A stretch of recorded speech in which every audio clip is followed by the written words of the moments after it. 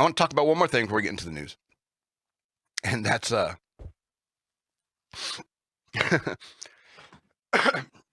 right, fast forward to January 1st, 2025.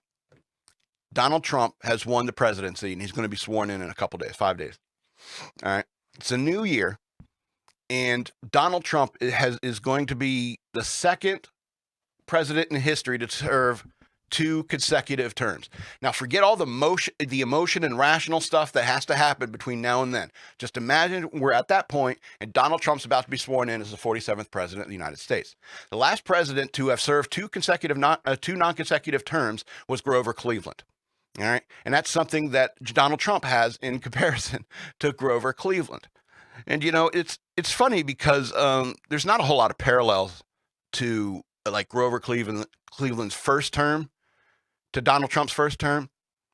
And so, but I think it could be interesting using Grover Cleveland's second term to describe, to predict what might happen in Donald Trump's next term. Potentially. There's people out there scared out of their mind. Listen to this. All right. So here's the thing. It's like, Donald Trump, for example, no, let's put it like this way. Grover Cleveland, when he came into office the second time, he was dealing with like the Federal Reserve, and there was this like argument about like silver and how the U.S. currency should be like, should it be just the gold standard or a gold and silver standard? And so, I mean, people were arguing about that back in those late 1800s days, and stuff like that. And it's a whole different argument these days. And so imagine like Trump comes into office, and he's like, let's make American money silver again. After all, the dollar sign, the S in the dollar sign, that stands for silver, So make America currency silver again. Oh, that would be awesome for our economy, wouldn't it? Considering how far we got to stretch a dollar these days, all of a sudden your money, your quarters are worth more than a $10 bill.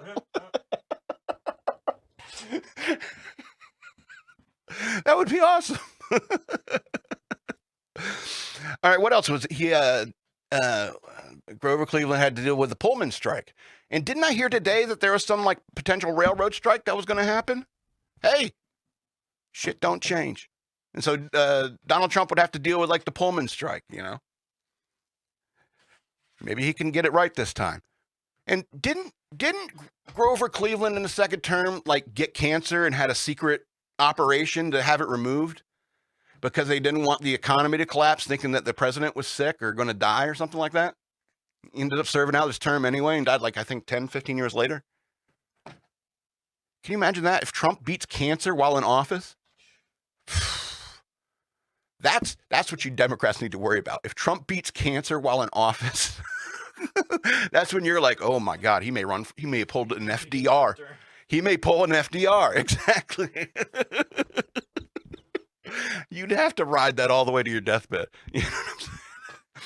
Anyway, so I think it's interesting to think about like the comparisons we get like Grover Cleveland and Donald Trump, because I think the Venture Brothers did this thing where they talked about like Grover Cleveland's presidential time machine. And that concept like baffled me for weeks, and I'm discussing it with other time travel nerds. They're like, how did it work? Do you think that economy got so bad in his second term and like the silver like became a problem, they made the wrong call, and the market like just crashed and the United States broke into this huge civil war and it turned into something awful. But Grover Cleveland gets a hold of a time machine somehow and goes back and wins the presidency in his first term in order to get ahead of that problem because he was dealing with a silver issue in both terms. It was like a silver issue sandwich with Benjamin Harrison in the middle. I think it was Benjamin Harrison. Anyway,